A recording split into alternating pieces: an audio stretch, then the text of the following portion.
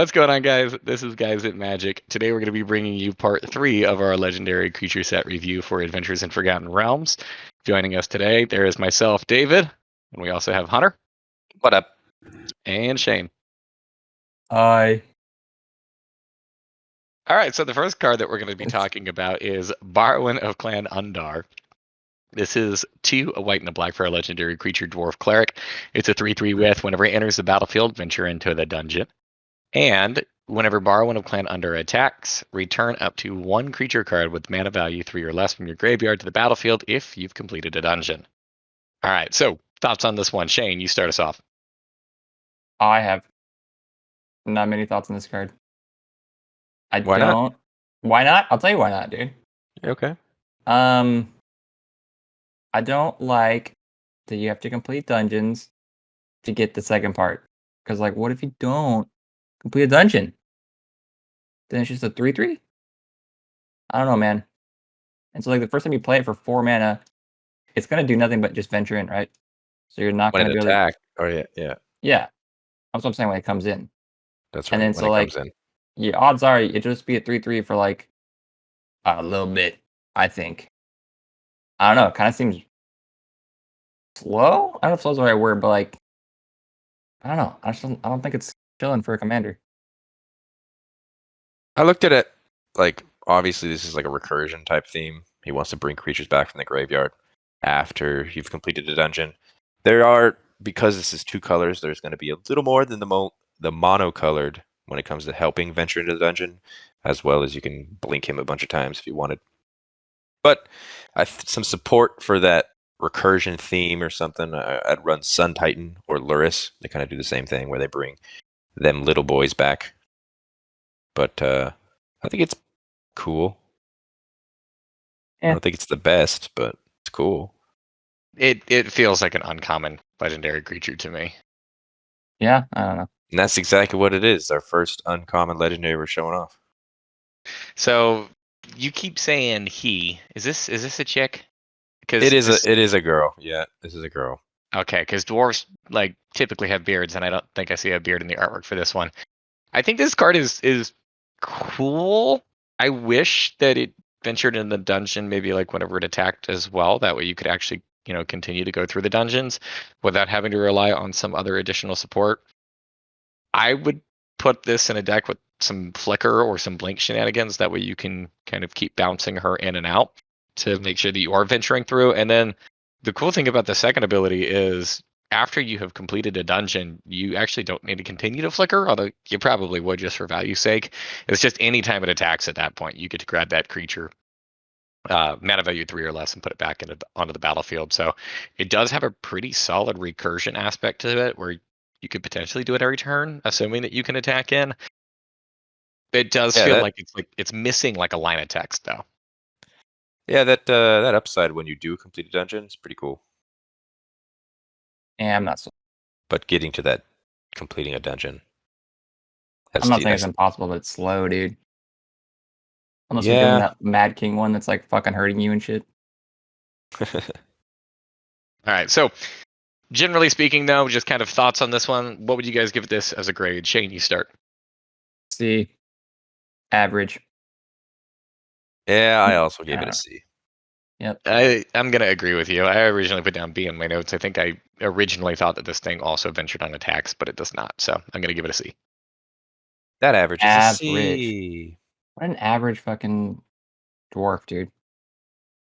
Yeah, well, let's continue with another dwarf, shall we?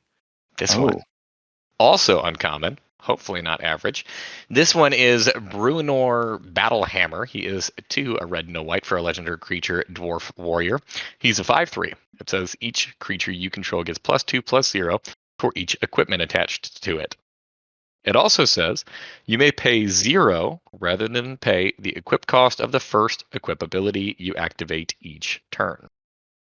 Hunter, you are our resident Boros guy. I don't know why you like that color pairing. What are your thoughts on this? I like Boros. I wrote down Colossus Hammer liked this. Colossus Hammer being 1 mana for an equipment that says it gives +10/+10 and gets rid of flying, and the equip cost is 10. So equipping this for free is pretty wild. But I did say this is just another average Boros equipped card, however, which we've seen equipment Boros. Like, I don't know why they're just like always making these Boros equipment cards. It's getting pretty boring. What they do. Yeah, I agree with that. I think that in the last set we kind of opened things up with Lorehold, and that was really exciting to see Boros, or at least this color combination, be taken in a bit of a different direction. And now we are immediately just back into just kind of like the fill in the blank mold of like, this is just what red white does. And I do agree. I think that this is just kind of boring. I mean, I feel like we have at this point, like, I don't know what, 15, 20 other Boros commanders that care about equipment or care about something that's similar to this. So I wish it did some different stuff too. Yeah, if anything, it would go into one of those decks. It would be dope as shit to be in Oswald Fiddlebender, maybe, but I don't think by itself it's a commander that I'd be chilling with, dude. I don't know. I mean, I don't like it. Don't get me wrong. I think that this card is boring. I don't think this card is bad though. Yeah, I'm So in the same boat. he starts off as a 5/3. He'll get +2/+0 if you're equipping, plus the additional buff of whatever you're going to equip onto him. I'm Yeah. assuming that you're probably going to be playing this Voltron style where you're going to be swinging and hoping to get that 21 damage in. I look at it like, if you throw an Embercleave on this guy, he's going to kill somebody really quickly. That's Yeah. true. You just gotta protect him so he doesn't die, dude. He Kind of does scary gotta putting the pants on one character, dude. Yeah, but I mean, white is typically pretty good at protecting his creatures. You can throw this in with Mother of Runes or Giver of Runes and all the other plethora of equipment that are going to help keep this guy alive. It sounds like you're Alright. upselling him now. All right, I mean- yeah, I guess you're right. Like I said, I think he's boring. I don't think he's bad. So what would you give him as a grade? I'm going to give him a B. Okay. Shane? I will give him an average C. I'm also still giving him the average C. See, it is. So that brings our total to a C. All right, moving on. We are not talking about another dwarf. This time around, we have Drizzt Do'Urden. Do'Urden. Oh boy. You're good at this. This is 3 a green and a white for a legendary creature elf ranger. He's a 3/3 with double strike, and whenever he enters the battlefield, create Gunwiver. Yeah, I'm really bad with the names. A legendary 4/1 green cat creature token with trample. It also has, whenever a creature dies, if it had power greater than Drizzt's power, put a number of +1/+1 counters on Drizzt equal to the difference. A lot of power coming out here. Shane, you kick us off with this one. Yeah, I like this card. Dude, 5 mana for fuck what? A shit ton of power on 2 different creatures. That's pretty cool, dude. And the fact that the cat is a 4/1, so it's gonna die relatively fast, which is kind of what you want because it's lower than Drizzt, so you like automatically get that 1/1. I don't know. I think there's a lot of and there's fucking double strike. That seems, I don't know, good. Yeah, I like that as a commander. I would build this. I'd play with this. Yeah, so including the cat, whenever this thing swings with the cat, I mean, you're presenting 10 damage. So 3 from this, twice with a double strike, and then the cat coming in as well. So that is a lot for only 5. Yeah, that's not bad at all. Hunter, I feel like you have a lot to say about this card, and you're just kind of sitting back quietly. What do you got? Well, I really like. I am a big fan of this commander. Shane, you hit it on the head. Whenever you get 2 permanents for the price of 1, is pretty dope. But not only whenever a creature dies, if it had power greater than it, put the number of +1/+1 counters on it. I look at this like if you had, say, like Fell the Mighty. That's a sorcery that says destroy all creatures with power greater than target creature's power. That's a lot of 1/1 counters, potentially, if you have a bunch of creatures that are higher than this, because he's getting all those counters. And then that double strike is just terrifyingly lethal commander damage. The other cool thing about this too is it says whenever a creature dies, so you don't even have to control whatever other creature dies, so long as it's bigger than Drizzt, he'll still get counters on him. Bingo. Yeah, you can bump stuff with equipment's and make like a sack engine or something. It'd be cool. How would the stack work on that? Like if 4 things that were above him died, would he get each counter and then eventually would stop? Like I think if they all four trigger at the same fours, time.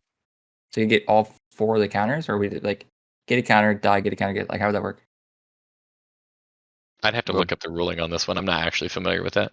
I've already looked this in. I've looked into it. Yeah, because it's a stack at the same time. When those creatures all die at the same time, Drizzt's ability triggers and sees all those cards that are above him. So it just adds. 'Cause I feel like There I'd we have to go. resolve before it's weird. Yeah. Interesting. Well, So that's pretty dope. I do think at the end of the day, this is just kind of a big beater. It's a big beater that presents a lot of damage very, very quickly. And it's in 2 good colors to bump this thing even bigger or help protect it. I originally put down that I had this as a C. I don't think this is a C. I'm actually going to give this card a B. Don't think it's quite at the A range, just because I mean it's still you still have to turn this thing sideways, but that's a lot of damage coming at you very quickly. Exactly. That's why I gave it a B as well. I'm inclined to give it an A, dude. I don't know, but I guess I'll just follow along and give it a B. I don't know. I'll be a follower. It's You the can, then fuck. hey, I'll give have it your an own A, opinion. dude. I think this is an all-star. I'm gonna give it an A. There you go. All Build right. it. We got an A and 2 Bs. Regardless of what our grade being here is, that I mean, Drizzt is a good card. Yeah, average is still a B. All right, moving forward. Next up, we have Farideh, Devil's Chosen. This one being 2 a blue and a red for a legendary creature, Tiefling Warlock. It's a 3/3 with Dark One's Own Luck. And that is whenever you roll 1 or more dice, whenever you roll 1 or more dice, Farideh, Devil's Chosen gains flying and menace until end of turn. If any of those results was 10 or higher, draw a card. I feel like something's weird about that wording. Mouthful, dude. It might have been. It should be were 10 or higher. See, that's what I I don't was know. thinking too. I'll I think take it's just this. like, all right, you go. I'll take this first. I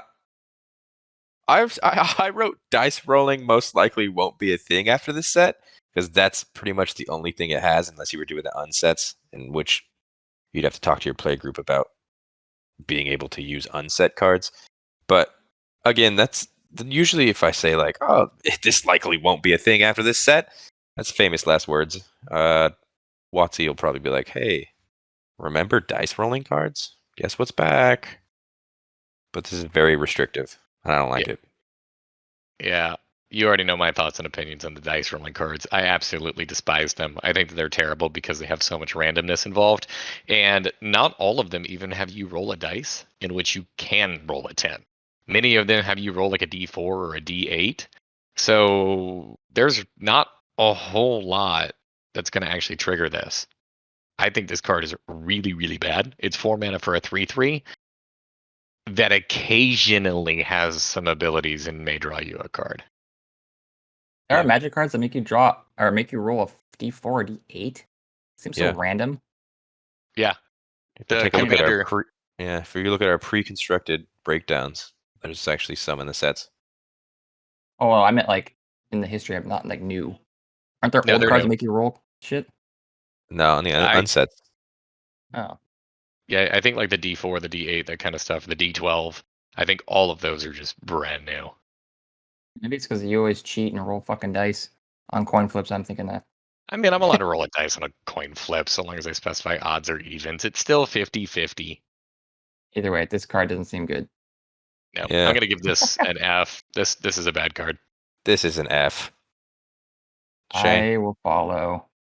F. Follower. This is a big ol' F. Next up, we have Gretchen Titchwillow. This is a green and a blue for a legendary creature halfling druid. All of you hobbit friends out there. This is a 0/4. It is 2 a green and a blue, or I'm sorry, it has 2 a green and a blue. Draw a card. You may put a land card from your hand onto the battlefield. David, you take it first. Dude, I don't know how this card is not just absolutely insane. It is. So it comes down for 2 mana. So it's going to come down very, very early. It has an activated ability on it that doesn't even require this thing to tap, so you can use it multiple times in a turn. Green and blue, are pretty easy to generate either massive amounts of mana so that you can trigger this multiple times in a turn, or you can potentially go infinite with it. And I mean, even at that, even in the case that you're not going infinite with this, so using something like an Isochron Scepter and then Dramatic Reversal combo, she's putting lands into play for you too, and they're not coming in tap, so she like fuels herself. At worst case scenario, this is a commander that's going to come down early, ramp, and draw a ton of cards. Yeah. Absolutely. My only thing that I could come up with that was a bad thing about this card was that it's competing with Thrasios. And Thrasios, for the same mana, has a very similar ability that's a slightly easier for you to kick off. And since that card has partner, you can have other colors involved in the deck too. But I mean, that's the only negative, and it has nothing to do with this card itself. This I'm giving a slam dunk solid A+. Whoa, whoa, whoa! Giving out your grades already. He's Yeah, excited, dude. He's excited. I wrote, this is a wild card at uncommon. It's like the best at uncommon. The infinite combo is very, very real to just draw your deck. Like, it's crazy that this is only 2 mana. Shane. Say, dude, I think David talked way too much. I'm just kidding. This card, yeah, it's nuts, dude. We're in a fucking echo chamber right now that we're all in agreement that this card is great. I love these colors. These are literally one of my favorite color combinations. I would build this. This looks fun. Yeah. So, David, you've already said you've given it an A. I'm also giving it an A. I mean, he said A+. So I'm gonna give it an A-. just to balance me out. So So it's an A. I'm curious before we move on with this card, just to talk a little bit more too, because we've seen a lot of legendary creatures in this set and also in the pre-constructed products that have keywords on them that say like activate only as a sorcery or activate only once per turn, but there is no limiter on this card. I personally find that very odd because there were so many other safety valves. Do you guys have any thoughts about that? Not really. I mean, Magic is really good at balancing things. So I figured when they decided to design this card, they looked at this card and said, seems pretty balanced, and printed it. Yeah.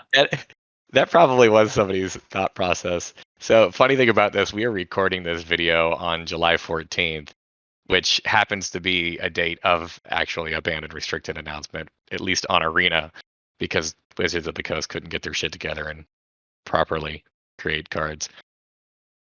Whatever are you talking about, David? No. They looked at this card, David. Let me break down a little more. They looked at this card and said, you know what?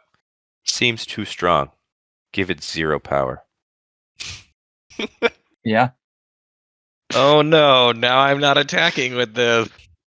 Damn. That's wild. Yeah, this could have easily been a rare or even mythic, I want to say, dude. Like, it's pretty nuts. Yeah, this card's insane. All right, let's go ahead. Let's move on. Another home run card that we're going to talk about here is Hama Pashar. Oh my goodness, boys. I am like becoming more and more illiterate as this video continues.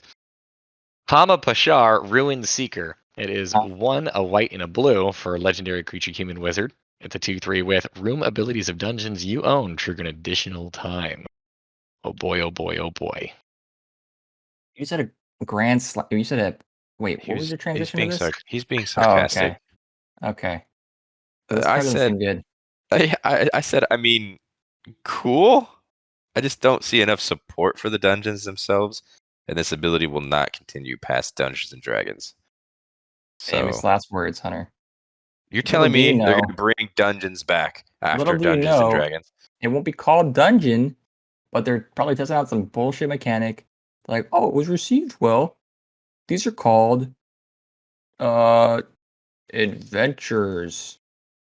I don't know, dude. They're gonna say some bullshit. You mean like adventure? Like the mechanic that was Yeah, in Outrage? yeah. But now they're gonna give you rooms and see where the creatures go on their adventure. Okay. No, I'm just saying this. Yeah, this isn't good. Nah, I'm over here sitting here like Nostradamus. There's like 5 new dungeons that are getting printed out in the Innistrad Werewolves set. I don't even know Ooh, the name yeah. of it that's coming out later on this year. Just watch. Gonna be It's definitely. Midnight Hunt. There you go. Help there. Thanks for helping out. You're welcome. Yeah, this card Dungeons. sucks. Dungeons and Werewolves, dude. Dungeons and Werewolves. Got to Oh my. trademark that. So what'd you give it, David? This is an F. Shane? I want to copy either one of you. I'm gonna give it a E. An E. Dude, you were Yeah. that kid who goes out to dinner and is like, man, I really want that hamburger. And then somebody orders it and you're like, fuck, I got to go with the chicken fingers, man. It's so funny that you say that, David, because that's you. I don't know what you're talking about. I gave this a D only because I don't know why I gave this a D. I'm changing it. I'm giving it F. Why did I It's give all this around, baby. This F? It's F. We're Yes. editing this as an F. Wait, Hunter can still edit this? What the fuck? Yeah, I took away your privileges. Great. All right, next up we have Kalain, Reclusive Painter for a black and a red. This is a legendary creature, human elf bard. That is so cool that it has that creature type in there. It's a human, it's an elf, and it's a bard. All right, it says whenever it enters the battlefield, create a treasure token. It also says other creatures you control enter the battlefield with an additional +1/+1 counter on them for each mana from a treasure spent to cast them. It's a 1/2. Hunter, what are your thoughts on this card? Rakdos treasures. You see, Ragavan being the new Oh, you love him. hot mess of the new card, he finds a home in this, among others, like Goldspan Dragon and Magda, stuff like that creates treasures. That's in red. We have a lot of those red cards that create treasures. I think this is a fantastic commander. I wouldn't go as far as saying like A status. I'll get to my grade in a minute. But I think this card has the potential to be really good. I agree. I think it's a You get good through card. a Dockside Extortion in this. And Get a I bunch of remember treasures. talking so much shit about treasures, dude, in other videos. But this card wasn't one that we looked at. And this card's actually really good. I don't know. I can see you. I don't know why David doesn't like this card. We're gonna have to find out. But the whole like you love flickering, David. You can fucking flicker him or something. I don't know. Do something with him, David. I never said I didn't like this card. I mean, Tell you're us. great. Says otherwise. All right, so there are a lot of treasure support cards in red. We've also gotten actually a pretty solid amount of them in black in this set as well. And I do see this as a mechanic that's sticking around.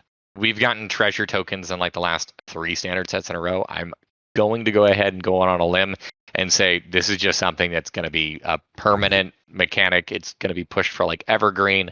We're probably going to see this in the majority of sets moving forward.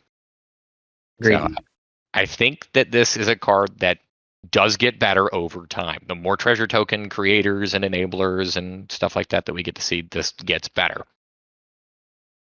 It do still have some complaints with the card. It's in black and in red, which means that it is kind of hard to flicker. So that's not really the direction I would want to go in. There's not really a whole lot of support for that in black and red. There are cards out there that can make copies of this thing. So, I mean, at least you'll get the copies that'll ETB. They'll make a treasure token. And if it's still legendary, it'll die. But there are some cards that do get around that as well, make like tokens of something, but the token isn't legendary. I think it's a cool card. At the end of the day, it's only putting +1/+1 counters on things. And I would rather it be making more treasure tokens than just the one. So I have this right now as just kind of, it's average. It's not my favorite card, but I don't think it's a bad card. Yeah, I guess. But yeah. I like it. I think it's a little bit above average. In my opinion. That's why I'm giving it a B. I guess I'm gonna copy, dude. I'm copying. We're doing it. It's a B. I'm giving it a David? C. I don't think a C is a bad grade. I think a C is like totally fine. C is passing. Yeah, well, this average is still a B. Yeah. It's a B. Okay, we have one more legendary creature for us to review for this portion of the video. We're going to be breaking the set review up into 2 different parts for the multicolored commander, so make sure you check out part 2 whenever it comes out in a couple of days. But before I wrap things up, our last card that we're going to talk about is Krydle of Baldur's Gate. I really need to do more homework on these names. A blue and a black for a legendary creature, human elf rogue. It is a 1/3, and it says whenever it deals combat damage to a player, that player loses 1 life and mills a card. Then you gain 1 life and scry 1. It also says whenever you attack, you may pay 2. If you do, target creature can't be blocked this turn. Who wants to start us off on this one? Uh, Will Hunter. Go ahead. Wait, 'Cause what? I got big dreams for this card, Hunter. Yeah, big dreams. Okay. Yeah, this card looked like trash for a minute, but then that second text he read to me, rock hard. Like, I think this card is pretty damn good for 2 mana. That's so for 2 mana, you get a 1/3, and then I'm thinking when you attack with your finisher or whatever you're doing, you just pay 2 and can't block. Like it's like the Rogue's Passage, but better. I think that's pretty good. I mean, the top part is not. It's definitely relevant, but that bottom part seems fucking sick. I like that. You say the bottom part is sick. However, most of the time, finishers. You mentioned Rogue Passage. Rogue Passage usually works on your commander, and that's when it gets real scary. But this being a 1/3, and when it deals combat damage to a player, that player loses a life, mills a card, you gain, you scry. The simplicity of the 2 mana makes this seem good, but I don't think a commander should be so selfish. No, wait. That's the bottom text is not selfish at all. Yeah, I am with Shane on this one. I think that the bottom text is very not selfish, and unlike Rogue's Passage, you can do your entire board to make your entire board unblockable. Yeah, that's nuts, dude. Well, this is how I feel. But that's Try to convince me out of my grade before I tell you my grade. all Go right. ahead, David. All right. Wait, hold on, David. Before you go, imagine are there things in this color that can do like infecty stuff? Let's imagine you swing with an infect, you pay 2, he can't block it, you win the game. That could be an OTK. There's ways to do it, Hunter. I promise. So that was actually exactly what I was thinking whenever I saw this card too. Is there are a ton of infect creatures in blue and in black, and being able to make your creatures unblockable gets real scary real fast, especially since this guy is so cheap. Comes down super quickly.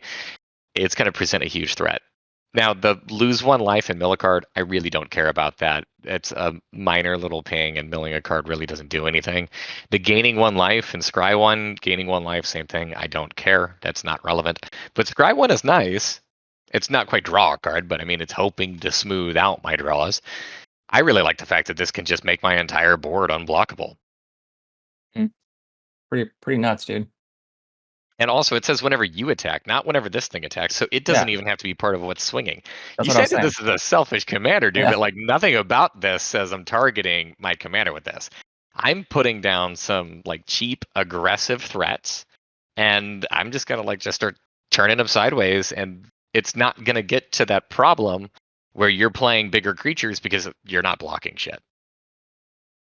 Okay, look, I may have read this card wrong at the beginning. You probably read whenever it attacks, like it gains. Yep. I'll admit I was wrong, and I apologize. What do you give it a grade for then, Hunter? I had it originally at D, but I like the infect thing that you came up with, so it's all the way up at a B. It's all the way up at a B. I'm giving it a B too, dude. Solid. Yeah, I'm gonna say a B as well. It is a mana sink that's really nice. I also really love the fact that we have human elves in this set. I wish that they would have actually created a different creature type for that as like half elf or something. Just because I feel like with it being in 2 of the most heavily supported tribes, things can be a little bit scary there with that overlap. But once again, I don't know. I think that's really cool that we're kind of venturing out into some new creature types here. I have a question though. What's up? So normally when you have a thing that you can mana sink into, there's a colon and then the ability, but this just says you may pay 2. It doesn't say you can pay 2 repeatedly. Is that like a weird? Like that's not in question, right?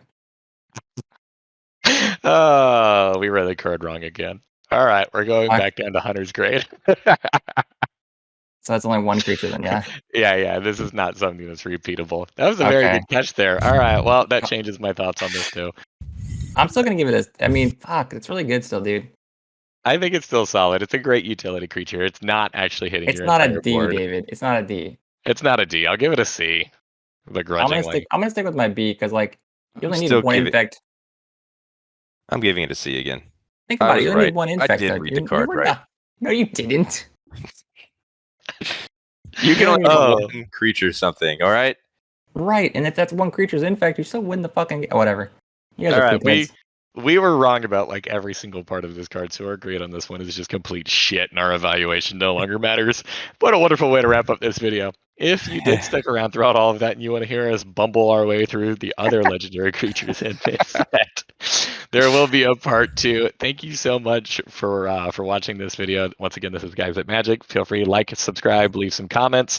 Tell us what you would like to see as we continue to do this in the future. So how can we improve this? And thank you again. I mean, Bye. bye.